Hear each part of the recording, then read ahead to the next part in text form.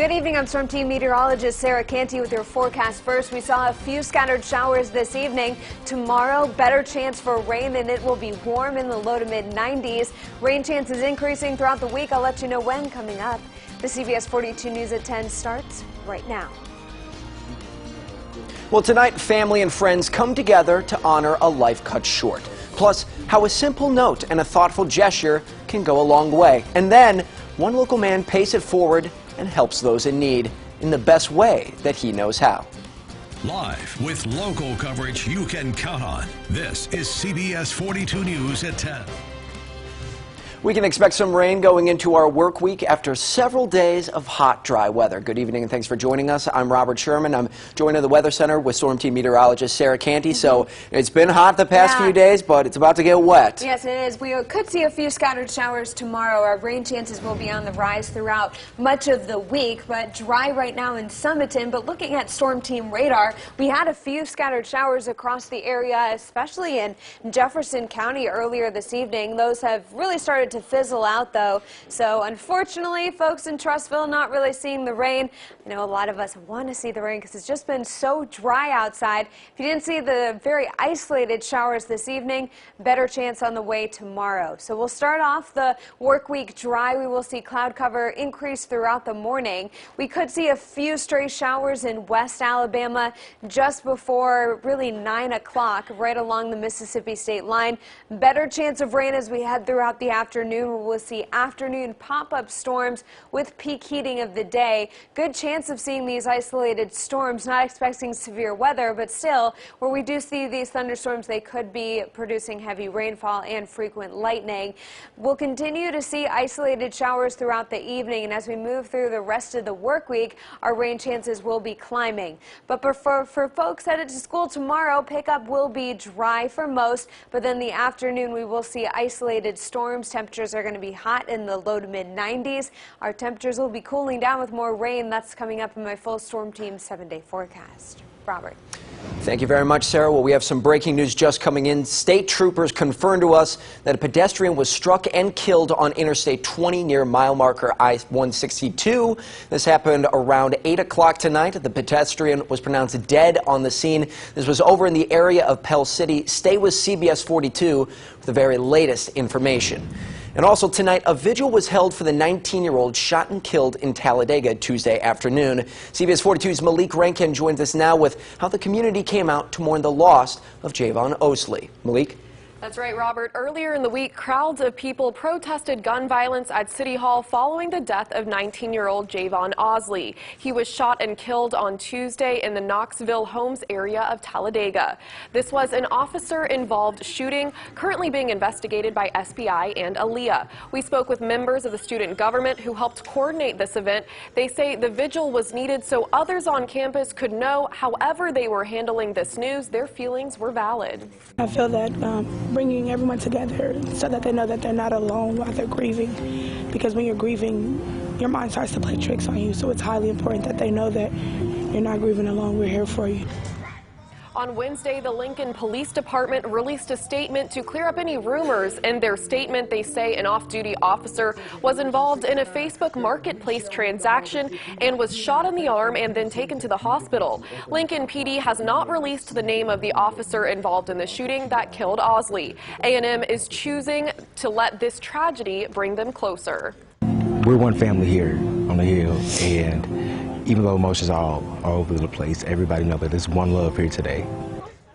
Students at Alabama A&M also dedicated a moment of silence to Jaquez Hall, the teen killed last week on his first day of his junior year at ASU. Live in studio, I'm Malik Rankin, CBS 42 News, local coverage you can count on. Thank you, Malik. And continuing coverage tonight, the family of 21-year-old Jaquez Hall has set up a GoFundMe for anyone who wants to help the family. Jaquez was shot and killed Thursday night near Alabama State University's campus, where he had just completed his first day of junior year. The family has a $7,000 goal, and so far they've raised just over $100. If you would like to help, you can visit CBS42.com. There's new information tonight about a small plane crash in Talladega County yesterday afternoon. The pilot was traveling from Bessemer to Talladega when he had some kind of a fuel problem and crashed near a condo complex on Lake Logan Martin, south of Lincoln. The pilot tells firefighters that he wanted to land on a road running parallel to the lake's eastern shore, but there was too much traffic. Instead, he flew into the trees to avoid the road and the condo complex.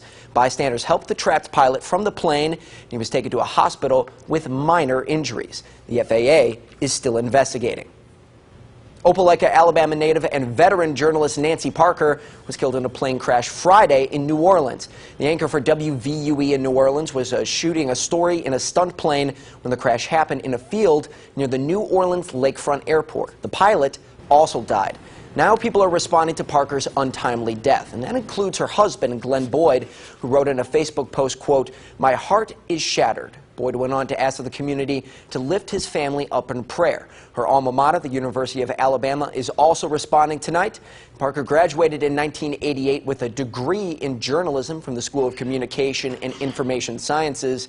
And the dean of the school, Mark Nelson, praised Parker in a statement, saying in part, quote, "Nancy was a joy to have on our board and a remarkable professional. Our college was better because of her support and guidance. We will miss her deeply."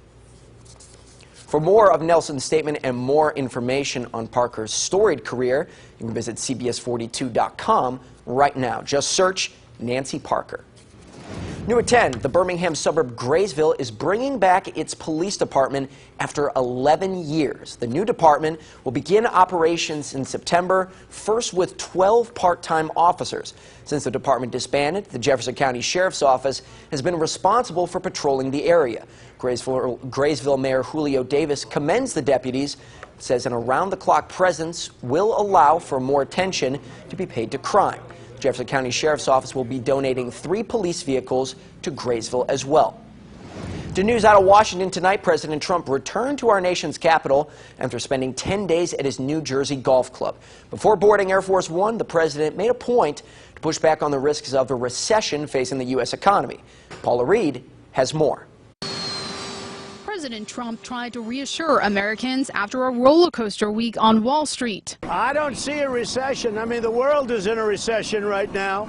Earlier in the day, the president's top economic advisors hit the Sunday show circuit to try to calm fears of a recession. Well, I tell you what, I sure don't see a recession. Larry Kudlow pointed to strong retail and low unemployment as signs that the economy remains strong. We should not be afraid of optimism. I don't know what it is. Everybody wants to talk about pessimism. Speaking to Face the Nation moderator Margaret Brennan, trade advisor Peter Navarro also rejected any talk of a pending recession. What I'm seeing, looking at all the macro tea leaves, is a very strong Trump economy and bullish stock market through 2020 and beyond. Independent economists have been less optimistic after the bond market flashed a signal that is normally interpreted as a sign a recession is on the horizon. Democrats pin the blame on the White House's trade war with China. Presidential candidate Pete Buttigieg. But it's also a fool's errand to think you're going to be able to get China to change the fundamentals of their economic model by poking them in the eye with some tariffs. Presidential candidate Andrew Yang insists the president's approach is not working. We need to curb some of the abuses on the Chinese side, but the trade war is leading the global economy in the wrong direction.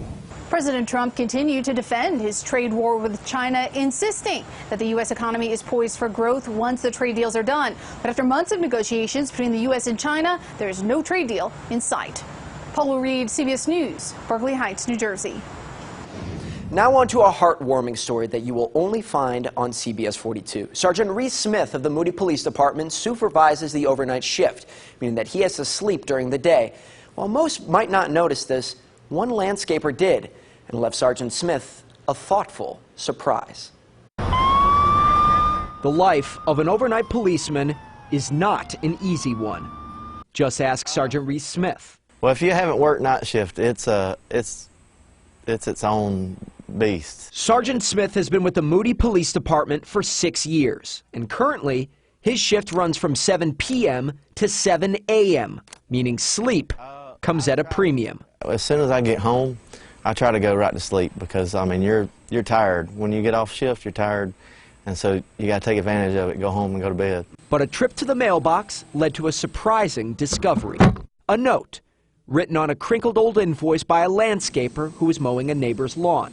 It read in part, quote, "If you will call me, I will adjust my cut time to accommodate your sleep schedule." It brightened my day up. I thought it was just a great gesture of kindness, really. You know, it was just him being a normal citizen and being kind. If you head to the bike shop in Leeds, you'll find that normal but kind citizen. Hey, welcome to the bike shop. How can we help you today? Rodney Green. He splits time between running the store and mowing lawns. Vintage Yamaha complete engine rebuild. But at one time, he too worked an overnight shift. And sleeping during the day, especially, lawnmowers, backpack blowers, loud motorcycles, loud cars going down the street will wake you up. And each time Green came out to mow that one lawn early in the morning, he noticed Smith's patrol car in the driveway. That's why he left the note. Just an easy thing to do, to be nice to him. It was easy, it was simple, but it left an impact on Smith. The note is hanging on his refrigerator to this day as a constant reminder that we can all be nice. Just use respect. It's powerful. Just be polite. Treat people the way you would want to be treated. A powerful message, embodied in a note, written on a crinkled old invoice. Not bad. The two men still have not met in person, but they both share the same philosophy. More kindness and more thoughtfulness will make the world a more beautiful place. In education news tonight, first-year medical students at UAB took a big step towards becoming doctors. They were issued their white coats at the annual white coat ceremony. The UAB Medical School's Dean of Students says that the white coat is symbolic for students. This is an opportunity for them to, for the very first time, put on their white coat, which is a symbol of their responsibility, the honor, the privilege, as well as the work that is ahead for them in caring for the citizens of Alabama and beyond. After graduation, around 30 to 35% of UAB medical students will go on to serve the state of Alabama. Coming up here in Birmingham on September 15th, it's the 2019 Battle for Birmingham, Battle of the Bands. Alabama's 6 HBCU marching bands will come together for the first time in history. And in addition to the HBCU bands, all 7 Birmingham City High School bands will attend the event as well. Before all the fun begins, there will be a college fair where students can speak to representatives from all 6 colleges. And Birmingham City Councilor William Parker tells us that this event is a great way for high schoolers to start thinking about college. As a graduate of HBCU, I understand the importance of the Battle of the Bands, but also the interaction with the high school students that play in the band, their interaction with different HBCUs and potential scholarships. Bands take the field at 4 o'clock, and the college fair begins at 2. Still ahead on the CBS42 News at 10, one local man taking time out of his day to help those in need by doing what he does best. We'll have details ahead. Plus, a new scam that could be targeting your household, what you can do to protect you and your family. That's all next. Only a few spots this evening. We're lucky enough to see a shower to help to cool things down. That's going to change next week, though. I'll let you know who could see the rain coming up in my full storm team 7-day forecast.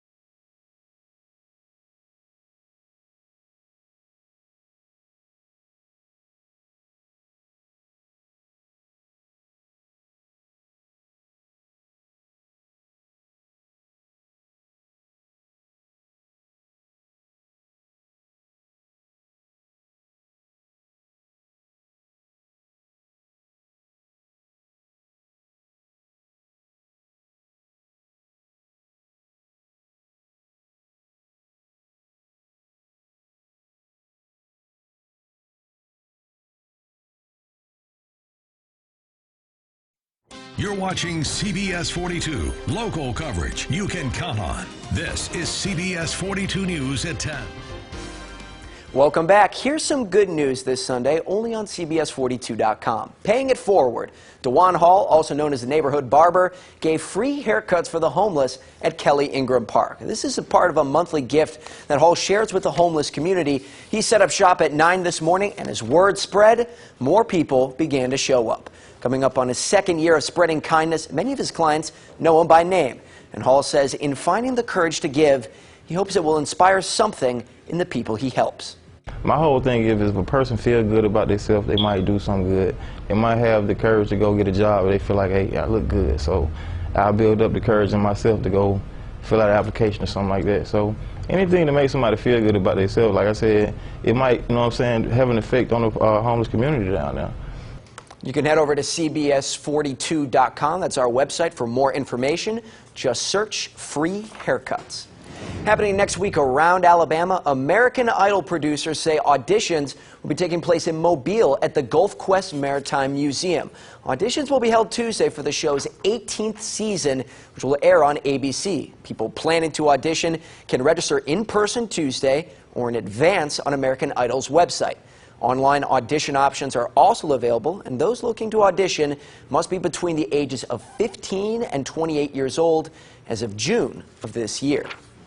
In consumer news, a new auto dial scam is putting millions of smart device owners at risk. It happens when you ask a device like Siri or Alexa to auto dial a company phone number. Scammers create fake customer service numbers and then bump them to the top of the search results, often by paying for ads. That means that you don't end up talking with the company, but a scammer. There are several ways to avoid auto dial scammers, including getting information from official company websites. In the hot summer months, firefighters can be susceptible to heat-related illnesses in the heavy gear that they wear, and that's why the city of Hoover is doing something to make sure their firefighters stay healthy. The city has a rehab bus where firefighters can go to cool down and be looked at by a paramedic. Hoover Mayor Frank Mercado and Captain Scott West made a video on Facebook explaining exactly what the bus is used for. So now we're inside our rehab bus, and as you can see, we have a paramedic assessing our firefighter. When we bring a firefighter into rehab, we follow a rehab protocol, and that includes assessing his vital signs, to include his blood pressure, his heart rate, his O2 saturation. Firefighters are also given a cooling vest to wear while they rest, and if they're still showing signs of a heat-related illness, they're transferred to a rescue unit for further treatment. Time now for a check on the weather with CBS 42 Storm Team meteorologist Sarah Canty. So it's been hot the past few days, but we're going to be breaking out the umbrellas soon, right? Yeah, we could see a few afternoon pop-up storms, typical summer-like pattern coming our way this next week, and that's going to help cool things down just a bit.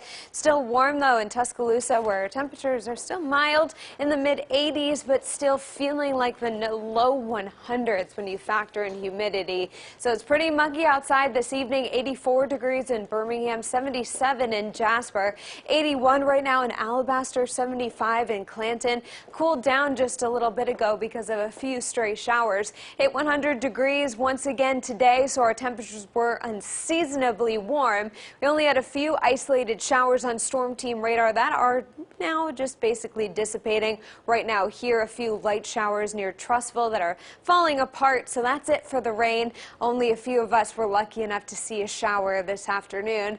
That's going to change, though, as we move into next week, and we really do need the rain. We have drought conditions across much of the area, even severe drought in portions of Shelby County, including Alabaster, Helena, as well as Calera, Hoover as well, seeing a severe drought conditions right now. So we could see a few showers tomorrow afternoon, but hopefully our rain chances will continue to climb as what we're tracking through the rest of the week. And if that happens, that'll be really nice for the drought that is in place across much of central Alabama. So tomorrow we'll start off mainly dry, except for West Alabama, where we could see a few showers and thunderstorms before midday. But in the afternoon, that's when we'll see the more widespread or isolated showers in nature, just your typical afternoon pop-up storms. It will be warm. We'll be in the low 90s where we don't see any rain. We're you do, that'll help to cool things off just a bit. So we're going to be dealing with multiple rounds, potentially, of wet weather as we move throughout the week. Also tracking the tropics, low-end chance of a disturbance continuing to form as it tracks up the east coast. Only a 20% chance of that forming there. Bus stop could see a few isolated storms in the afternoon, but we will start off the day dry. The storm team's 7-day forecast a little bit cooler towards the end of the week, thanks to more widespread showers. Robert. All right, thank you, Sarah. Well, next in sports, we're heading out to the Plains where the quarterback battle is heating up. Who will Gus Malzahn pick to be his top guy at Auburn? Well, Simone Eli joins us next in sports to explain.